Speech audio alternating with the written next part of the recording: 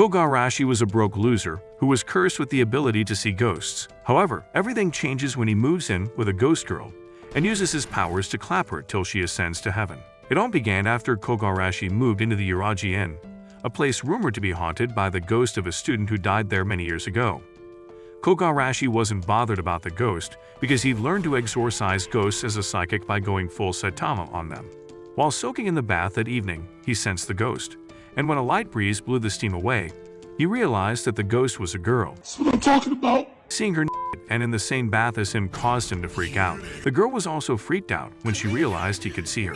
So in her panicked state, she hit him with several buckets until he passed out. When he woke up later, he was dressed and lying on the lap of Makai, the innkeeper, who he was surprised to see was a chibi Lo Lee. Just as she introduced herself to him, the door was opened by Tsunade's secret twin, who introduced herself as Nanko, a fellow inn resident. Since she was as drunk as a skunk, Nanko gave him a good view of her heavy jugs and a little glimpse of her underwear. Kogarashi turned away, but the moment he did that, his cheek was grazed by a kunai. The person responsible for throwing it was Sagiri, another resident of the inn, who threatened to cut off his plastic balls and feed them to him if he breathed wrongly near any of them. The last resident of the inn appeared just as Sagiri began scolding Nanko for dressing inappropriately in front of Kogarashi. Her name was Aya, and she'd been sleeping underneath the blanket Nakai had placed on Kogarashi while he was passed out. When Kogarashi got to his room later, his attention was drawn to the dump truck sticking out of the side of the wall. You don't find that suspicious? Realizing it belonged to the ghost, he pulled her out by her feet, and she landed on his face. Yeah, boy. The girl apologized for almost suffocating him with peaches and introduced herself as Yuna the friendly ghost. As they talked, Yuna learned that Kogarashi was a psychic, which was why he could see her. Kogarashi, on the other hand, was conflicted about exorcising Yuna, because she didn't seem like a bad ghost. Another problem was that he only knew how to exorcise ghosts by punching them, but he couldn't do that to Yuna because as a follower of Sanji, he'd vowed never to hurt girls. The only other way to send Yuna to the afterlife was to use barriers or forced ascension, but alas, they had been too difficult for a muscle-brained idiot like him to learn. Soon, it was time for bed, so Yuna laid out 2 futons, which surprised him as he didn't know he would be sharing a room with her. Yuna then explained that she could only sleep in that room because she was a bound spirit. As they lay side by side, Yuna asked why he'd come to live at the inn. Kogarashi told her how he'd been able to see spirits since childhood and how it had caused him to be handed off from one guardian to the other. That was until he was possessed by a day trader, whose dream had been to take Elon Musk's spot as the world's richest man. Unfortunately, everything resulted in a financial loss, leaving Kogarashi broke and homeless. After that, he became an apprentice to a medium, believing that if he defeated a lot of evil spirits, he could one day have a normal life. Yuna sympathized with him for having lived a hard life, but told him she was happy he came to the inn because he was the first occupant of the room to have a normal conversation with her. This prompted Kogarashi to ask what her lingering regret was, since the only reason spirits didn't go into the light after they died was because they had unfinished business keeping them on Earth. When she didn't answer, he told her that the longer a spirit stayed on Earth, the more likely it would turn evil, so it would be better if she resolved her lingering regret and ascended before it was too late. Just then, a little mouse fell in front of Yuna from the ceiling, causing her to scream in fear and activate her poltergeist abilities. When she realized she was making Kogarashi float, she apologized and released him, but he landed on top of her. Embarrassed by their position, Yuna tossed Kogarashi out of the window and into the river using her powers. The next day, when Kogarashi went into town to find a part-time job, a wandering monk came to the inn and tried to send Yuna to the other side using forced ascension. Yuna resisted him and said she wasn't ready to go because she had just made a new friend she wanted to learn more about. Kogarashi arrived just then, and when he heard what Yuna said to the monk, he rushed in to save her by breaking the monk's barrier. The man tried to attack Kogarashi, but Kogarashi easily knocked him out with a single punch. He then told Yuna that he would help her resolve her lingering regret so she could ascend. This made Yuna happy, but the monk stirred as she started crying and thanking him. Immediately, Kogarashi asked her to stand back, but when he stretched his hand out to shield her, he accidentally grabbed one of her racks. This resulted in Yuna feeling embarrassed and tossing him out of the room again. The following day during breakfast, after discovering that the girls could see Yuna, Kogarashi asked Sagiri and Nanko if they were also ghosts. Nanko proved that she wasn't by pulling Kogarashi to her chest so he could hear her heartbeat. Kogarashi's face heated up as his head nestled between Nanko's wobbly orbs. But he quickly pulled back, saying it was neither the place nor the time to engage in such activities. Sakura, for some reason, blamed him for Nanko's inappropriate behavior and tried to attack him, but he caught her blade before it struck him. She then asked Yuna if she was sure she wanted to share a room with Kogarashi, stating that even if she was a ghost, he could still touch her and have his wicked way with her if he wanted to. Yuna thought about everything that had happened between her and Kogarashi since he moved in and became so embarrassed that her powers activated again. Sakura interpreted this as Kogarashi had done unspeakable things to her, so she started attacking him again, but Yuna begged her to stop. When she calmed down, Kogarashi assured her he wouldn't do anything to Yuna, as he'd promised to help her ascend when the time was right. Just then, Aya emerged from underneath the table, and to Kogarashi's surprise, she had a cat's ears and tail.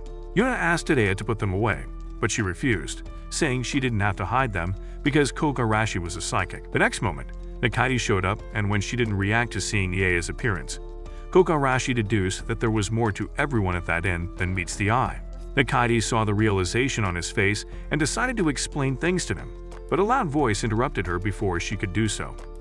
When they looked outside, they saw that the monk had returned with more monks. He told his fellow monks they could do whatever they pleased to the girls after they exorcised Yuna, causing the incel-brained fools to imagine themselves going all 50 shades of gray on the girls. When they charged at the inn, Kogarashi asked the girls to stand back, but they ignored him and proved they weren't damsels in distress. Sagiri went first and attacked the monks with exploding kunai.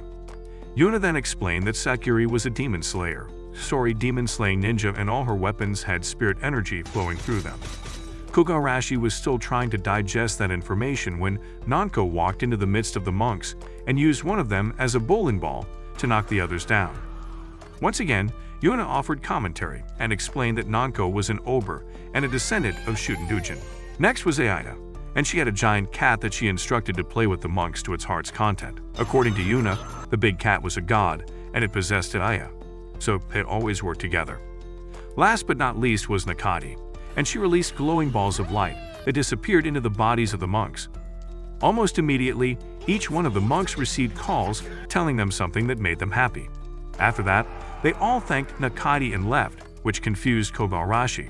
So Yuna explained that Nakati was a household deity who manipulated luck. With all that said, Kogarashi was again welcomed to the inn. The next morning, Kogarashi patted the cat he saw wandering in the hallway, not realizing it was Aya until she turned human again. Kogarashi was about to apologize when Sakura, the avenging angel, visited him. She didn't care to listen to his side of the story and attacked him when Aya cried out that he'd touched her. After beating him up, Sakura petitioned Nakati to evict Kogarashi from the inn.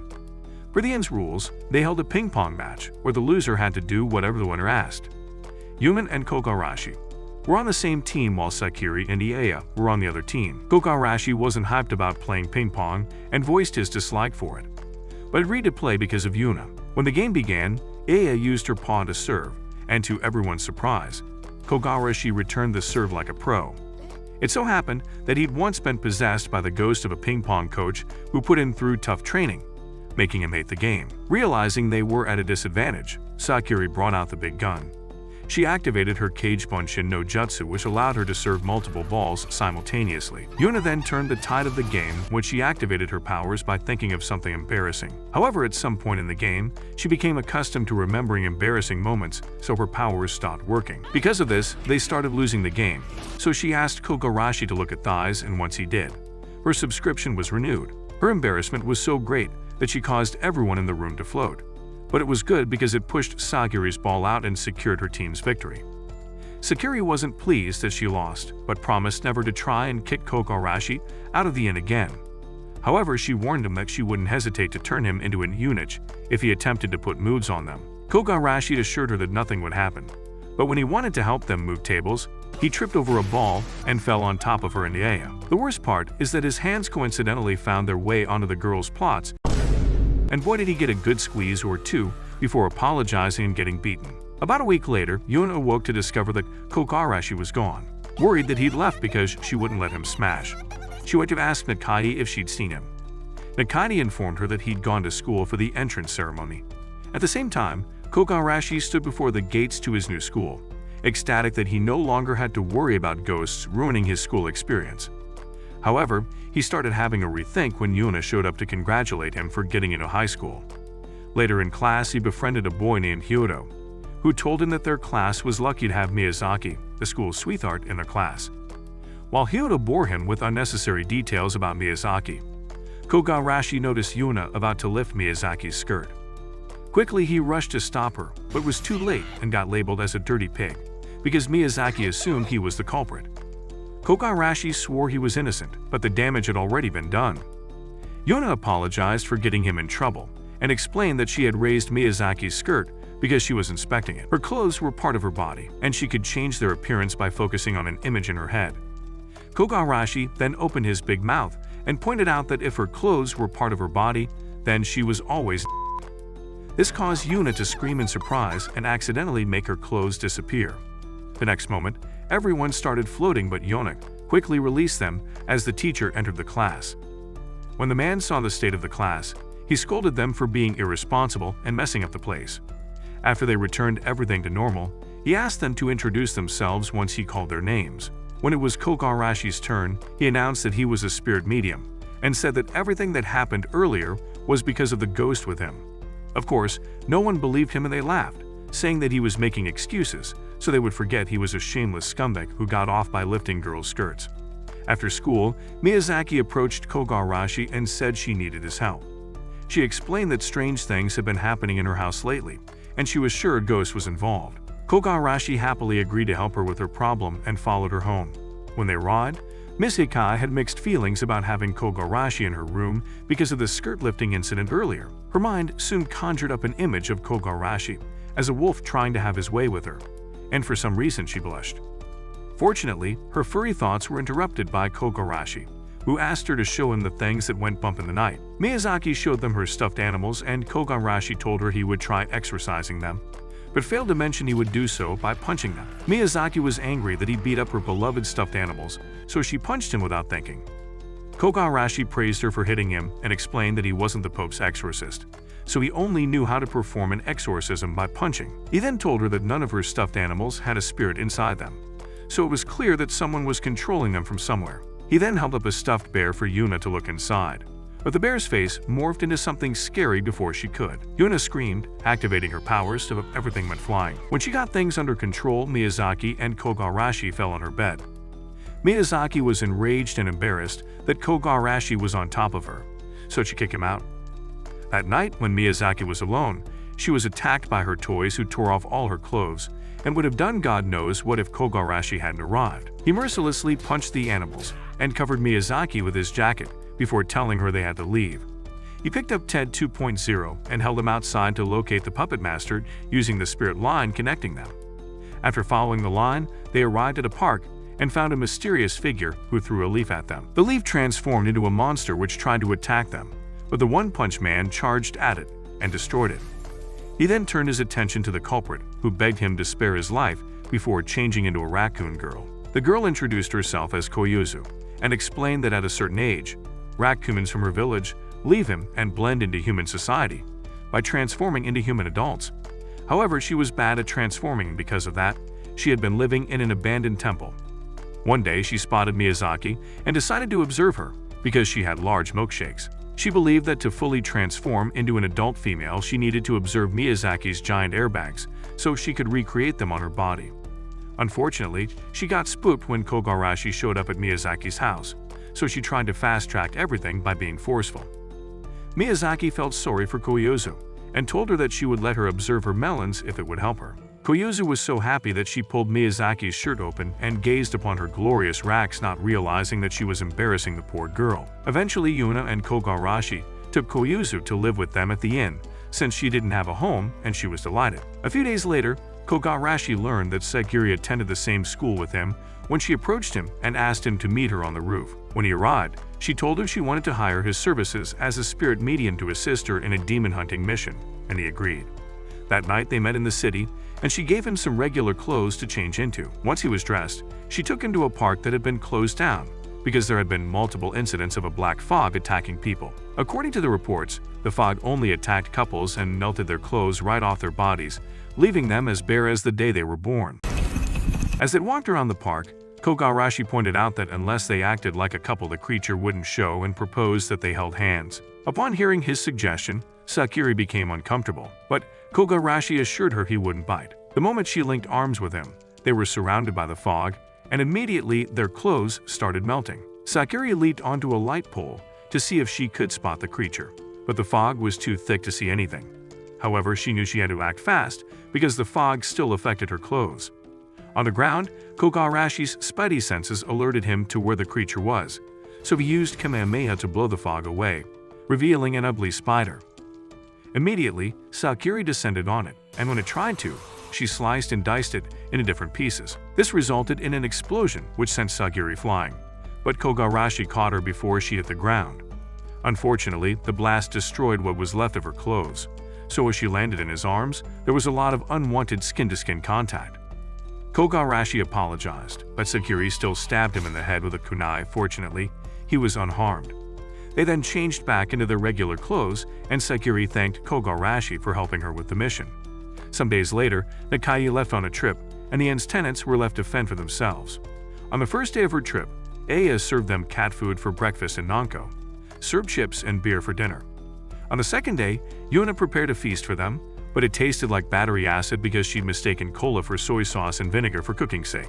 Sakura then decided to save them from starving to death by preparing the next meal, but the food was so bad that they passed out from the smell alone. On the last day of Nakai's trip, the group woke up to find salt-grilled salmon waiting for them at the table. Unlike the poisonous crab Sakura tried to feed them, this meal was worthy of a 5-star recommendation and had been prepared by Kogarashi. It turned out that he'd once been possessed by the ghost of a legendary grill master who had forced Kogarashi to learn how to grill.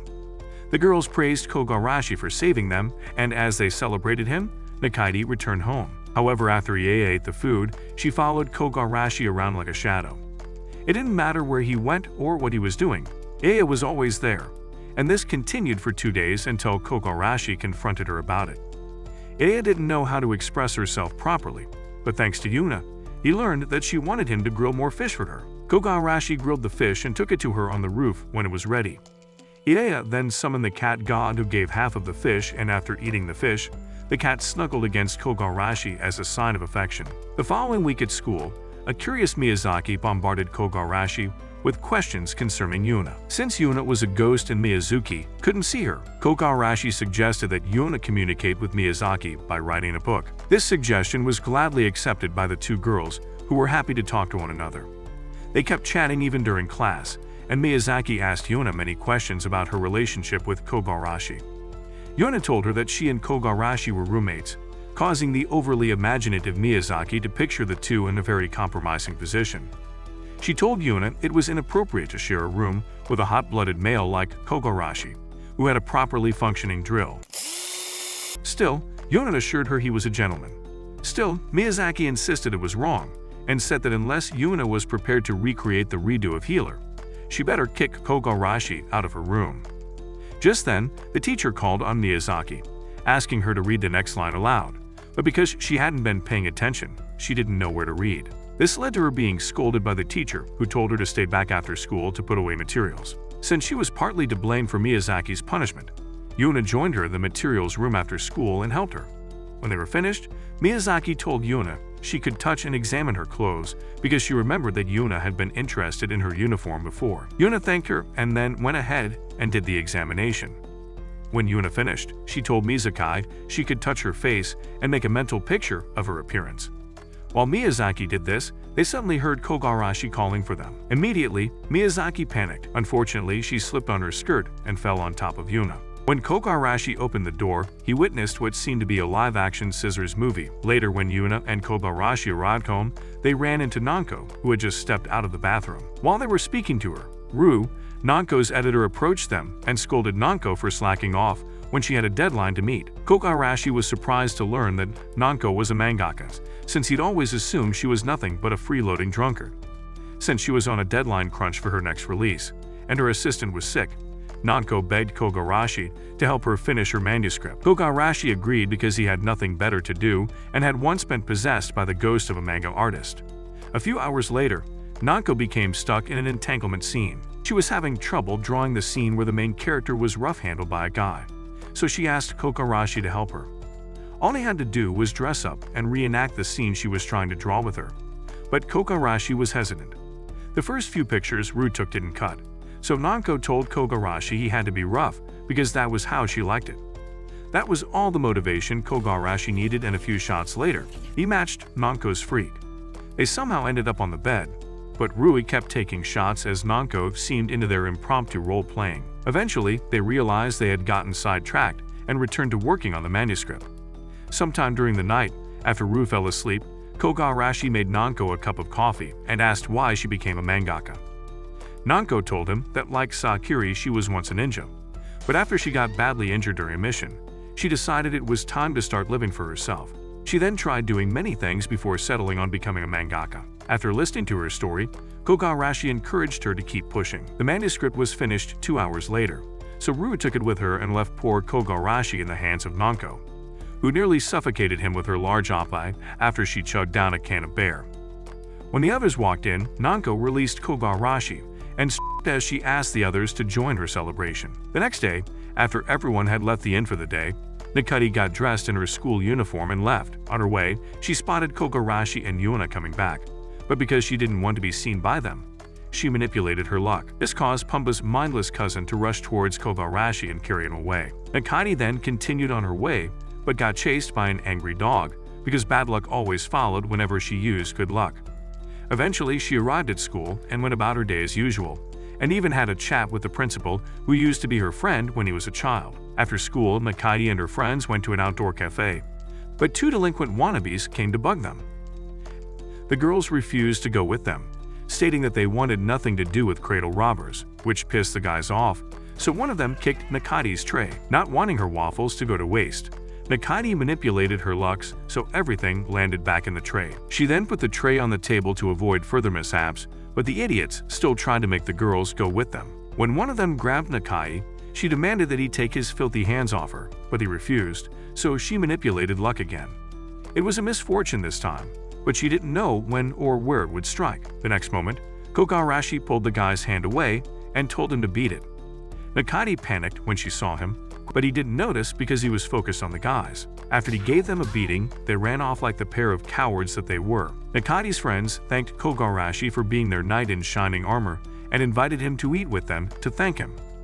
Kogarashi refused their invitation as he had to get to work, and after he left, the 2 girls couldn't stop talking about him. Nakati felt relieved that Kogarashi hadn't recognized her and that her secret was still safe. Kogarashi and Yuna visited the new hot spring that opened nearby a few days later. At the check-in, the receptionist informed Kogarashi that he had a couple's ticket, and Kogarashi told her he was the only one who could see his date.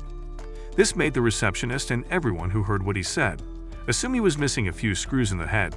However, he was let in, and they went to rent some swimsuits.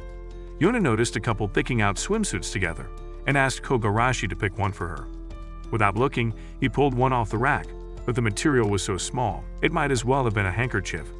It wasn't until Yuna mentioned that he had weird tastes that he noticed what he had in his hand. He tried to put it back, but Yuna insisted on transforming her clothes to match them, because she truly believed he likes his women barely clad. After she transformed, Kogarashi had difficulty taking his eyes off her body, causing her to become embarrassed, so he stepped outside.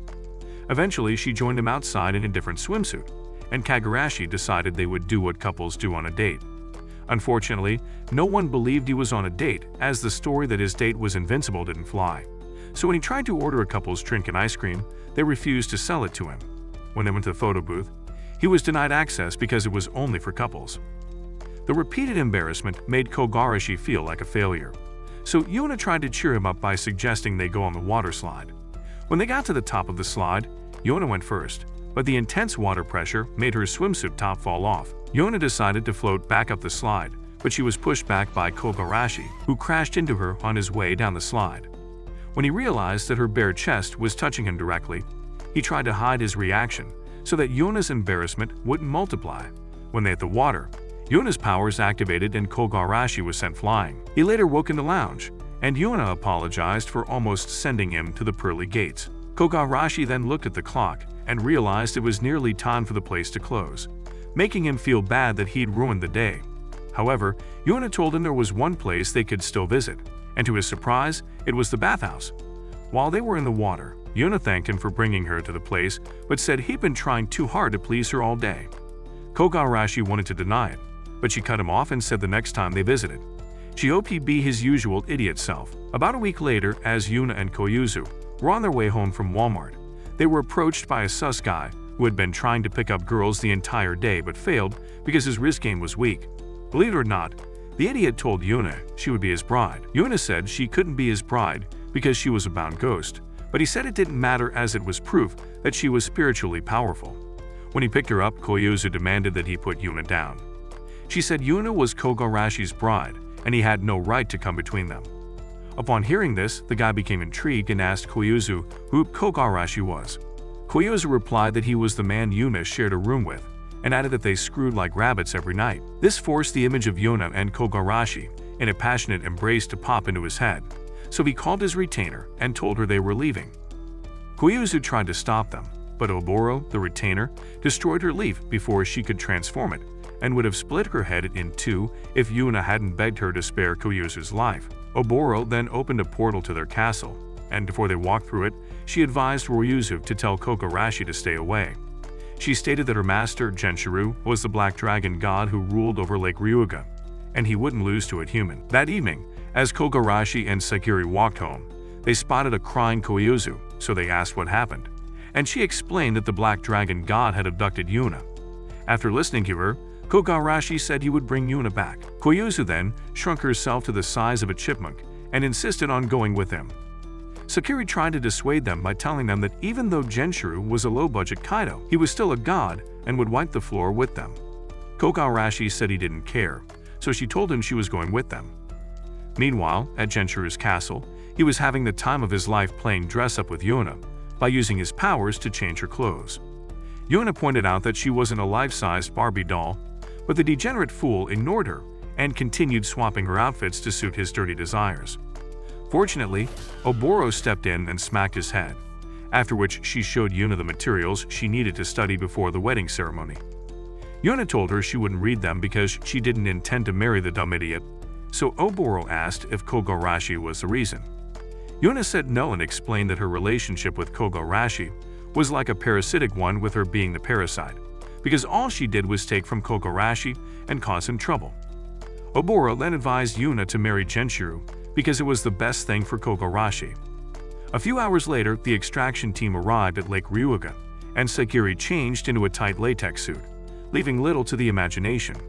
According to her, the suit was a rip-off of the Black Panther's suit, so it could absorb attacks and protect her from getting seriously hurt.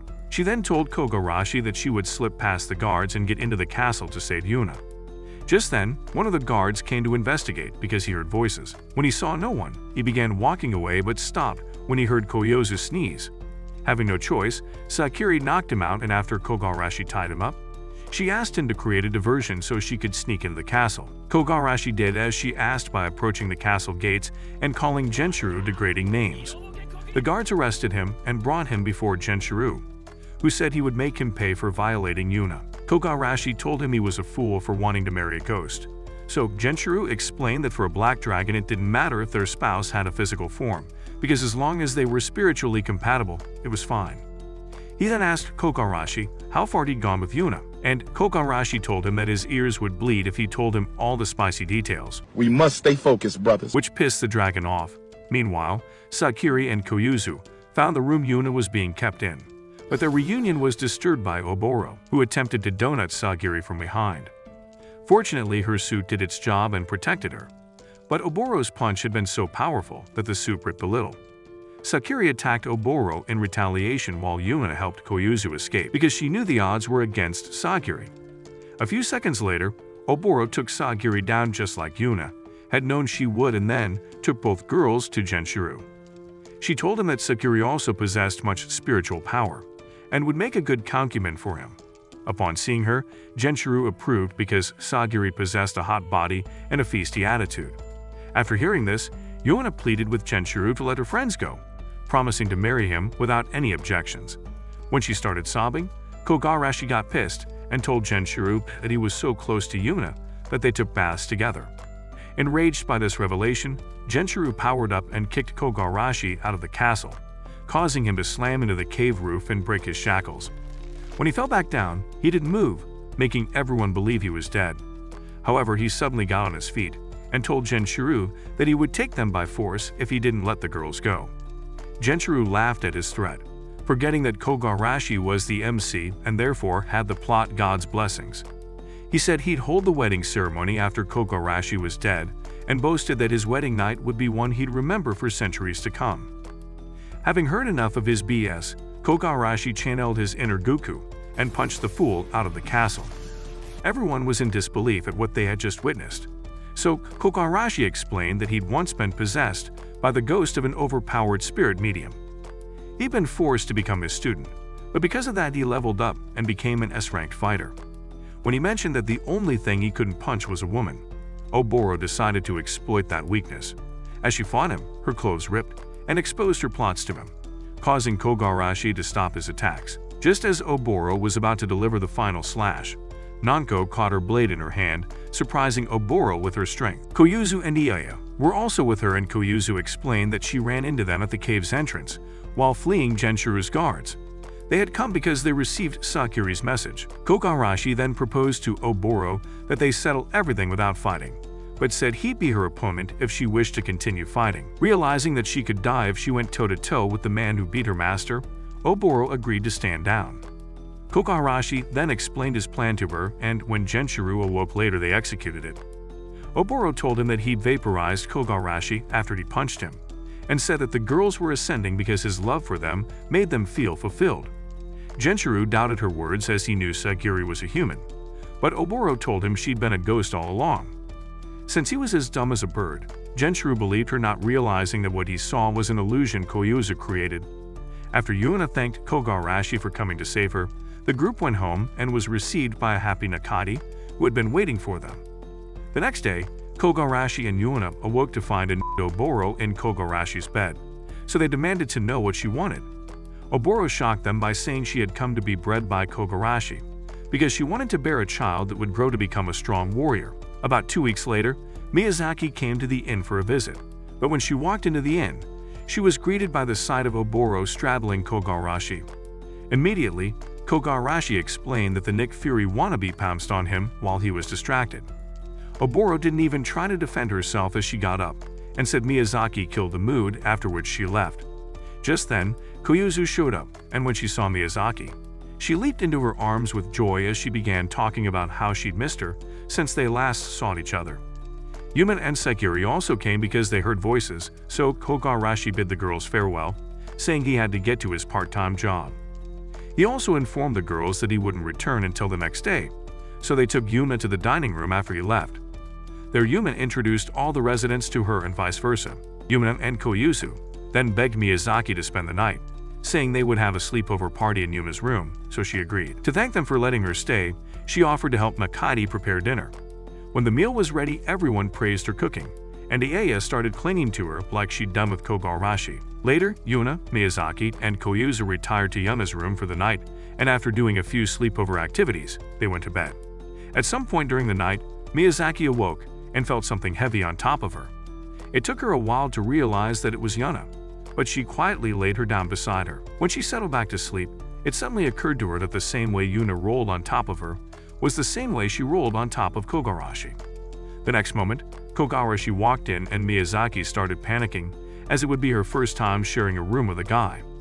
After he got changed and laid down on his futon, she turned to observe him and freaked out again when he turned to her in his sleep.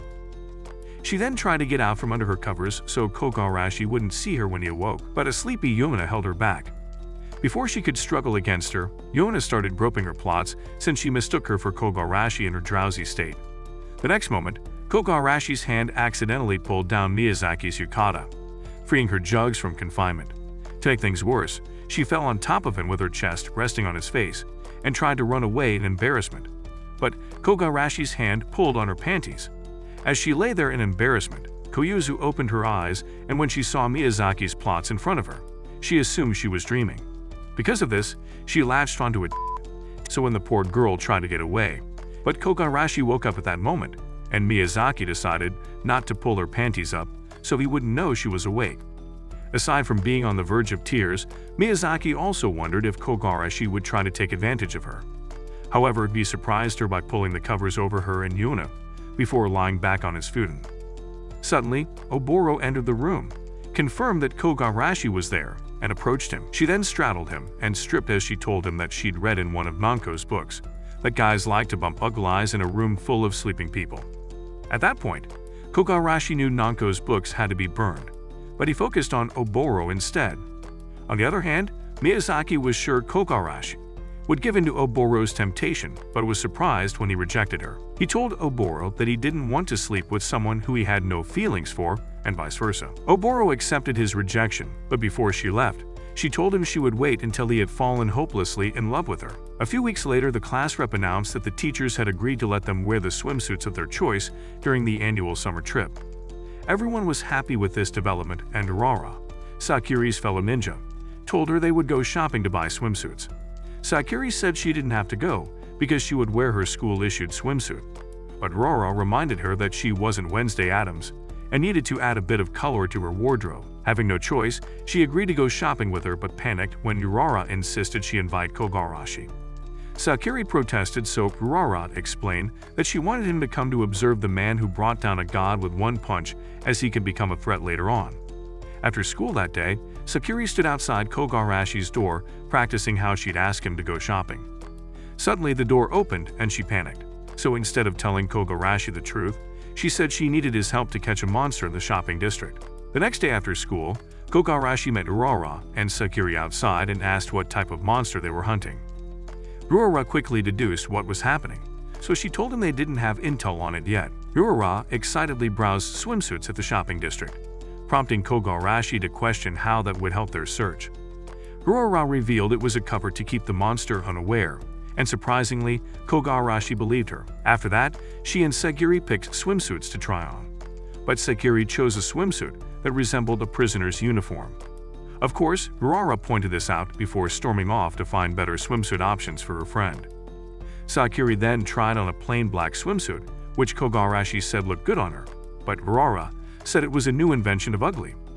She said Sakuri had to be more aggressive with her choice of clothing, and then forced her to try on many other swimsuits. They were all downright inappropriate, but the last one took the cake, and when Sakuri complained about them, Urara told her that her body was built to be shown off, after which she began groping her plots, causing Sakuri to scream. Hearing Sakuri's scream made Kogarashi assume the girls were getting attacked by the monster, so he rushed inside the dressing room. What he found was the girls in a very compromising position, but Sakuri screamed at him to get lost and started throwing kunai at him. That evening on their way home, the girls confessed that the thing about the monster had been a lie. Sakuri apologized for her deception, and he told her he wasn't mad at her or anything, causing her to blush. The next day, they left for the trip, and Yona spent time chatting with Miyazaki and her friend Siri. Even though they could see the floating book and pen, their classmates still believed Miyazaki was being tricked by Kogarashi, who they had dubbed the low-budget Terror Strange. After they arrived, they all went to the beach, and while Sakuri was warming up to get into the water, Urara informed her that there had been rumors about a monster attacking people in the area. She urged Sakuri to be vigilant, even though they were off the clock. They were soon joined by Miyake, Siri, Yuna, Kogarashi, and Hyoto, so they went in the water to have fun. When they got tired of splashing around, Kogarashi asked Urara what type of monster was attacking people in the area. Urara told him that according to the reports, slimy tentacles reached out from inside the water and pulled the swimsuits off women. The next moment, the monster attacked the girls, so Kogarashi and Sakuri began cutting the tentacles off. However, it was pointless because it regenerated. So Kogarashi dove into the water to destroy the monster's body. That evening, Miyazaki and Siri tried to tell their classmates about how Kogarashi saved them from the monster, but like always, they didn't believe them. This made Miyake sad because she wanted everyone to know how incredible Kogarashi was, so she approached Yuna, Sakuri, and Urara with a plan. She told them she wanted to carry out the plan during the test of courage later that evening, and they'd all had a role. Yuna would be first and she'd scare the girl Koga Arashi was paired with, after which Sakiri and Aurora would use their ninja abilities to summon a monster. Koga Arashi would fight the monster off, and after the girl witnesses the fight, she would return to the camp to tell the others. When it was time for the test of courage later that night, Miyazaki was paired with Koga Arashi, so she tried to stall them until the next pair came along by pretending her ankle was injured.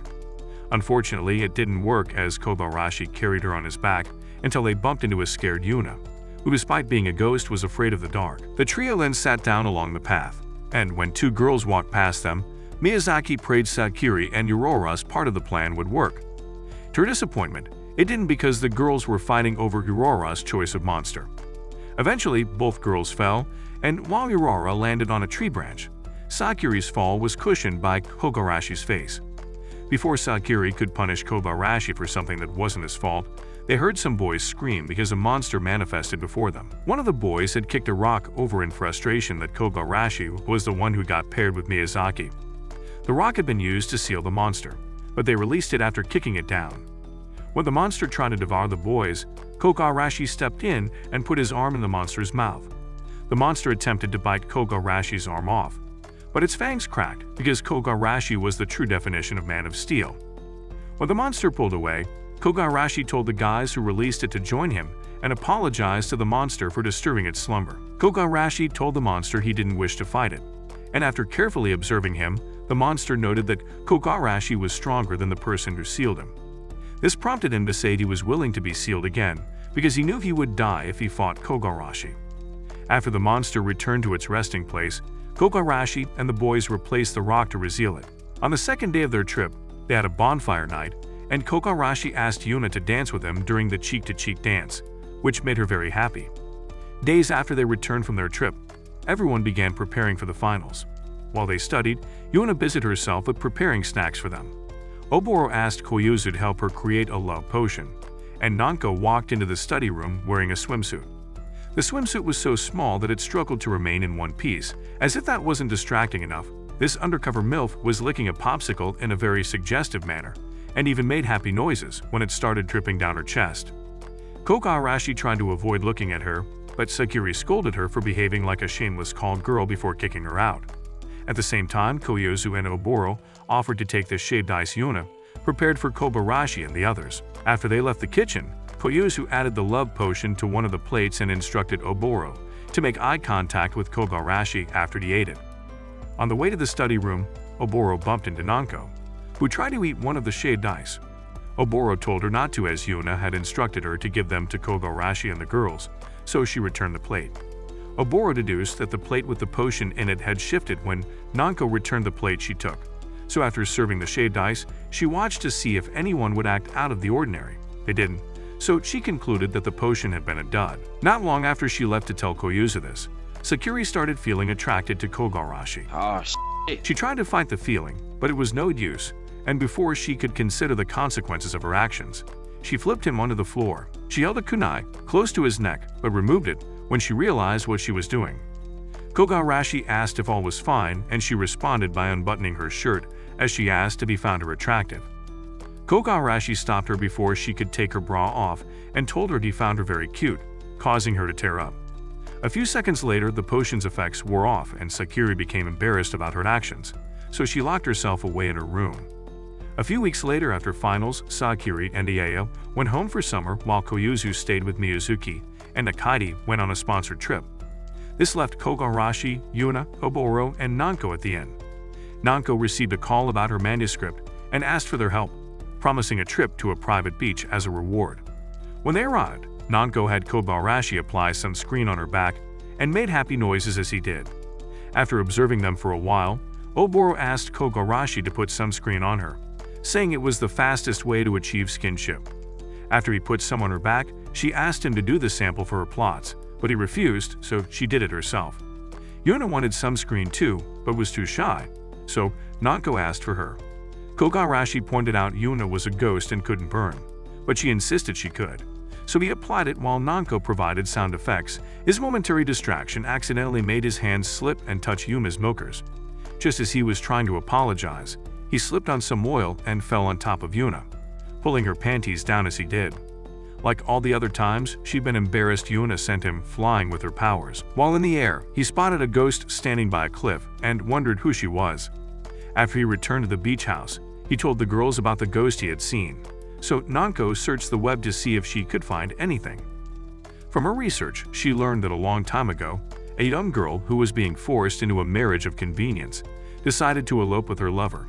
On the day they were supposed to meet, her boyfriend had an accident on his way to the Cape and died. Overcome with grief and sadness, the girl took her life by jumping into the ocean because she hoped she would be reunited with her lover. However, that didn't happen, so her spirit waited at the Cape for her lover to pick her up. The story saddened Yuna as she felt bad for the girl who would never get to be reunited with her lover. Since Kogarashi didn't like to see Yuna cry, he told her he would help the girl meet her lover so she could finally ascend. The next day, they went to the Cape to speak to the girl, who told them her name was Amy. While conversing with her, they learned that her lover's spirit was bound to the place where he had his accident, so they also went to speak with him. The boy explained that after his accident, Amy jumped into the ocean to try and rescue him, but she died in the process. He blamed himself for her death, and because of that he didn't know how to face her. Kogarashi then told him that his mind was keeping him bound to that spot. He said that if he willed himself to go to Amy, he could achieve it, but the guy said he was scared as he didn't think an apology would pacify her. Since they could do nothing, Yuna and Kogarashi began walking back home. However, Yuna stopped halfway and told Kogarashi that Amy and her lover would be alone for eternity if they didn't help them. She also said other inspirational words that changed Kogarashi's mind, so they returned to speak to Amy's lover. Kogarashi told him he would forcefully ascend Amy because he didn't want to risk her becoming an evil spirit, while she waited for him to grow a pair.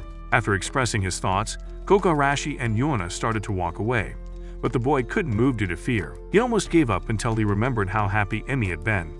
Later at night, Yuna and Kogarashi met Amy, who asked if they had convinced her lover to see her.